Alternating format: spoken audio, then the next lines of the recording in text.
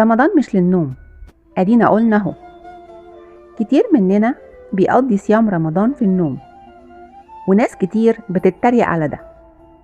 بس الحقيقة النوم مهم جدا في شهر رمضان، ولازم يتنظم بشكل كويس عشان ما يأثرش علينا صحيا أو مزاجيا.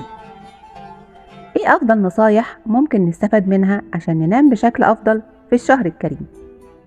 أول حاجة، النوم المتواصل. في العادي بننام من 6 ل 8 ساعات متواصلين، ونصحى نبدأ يومنا عشان السحور والفجر. الطب بينصح بالنوم من 3 ل 4 ساعات قبل السحور، ومن 2 ل 3 بعده، ونصحى نبدأ يومنا في رمضان. لو نقدر نعمل كده يكون هايل. تاني حاجة وأهم حاجة في رمضان، النوم في نفس المواعيد والثبات عليها طول الشهر، ويا سلام لو بدأنا ده قبلها بأسبوع عشان جسمنا يتعود على المواعيد الرمضانية.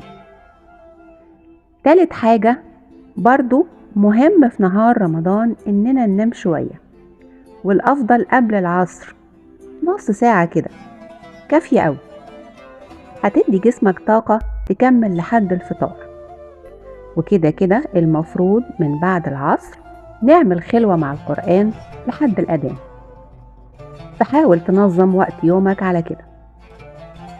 وطبعا من أهم العوامل اللي بتأثر على نومنا نوع الأكل والشرب بشكل عام، وإحنا في رمضان ما شاء الله ما نتوصاش، فنحاول نخلي بالنا من الدهون الكتير والبهارات والقهوة الكتير، لأن كل دول بيأثروا على قدرتنا على النوم.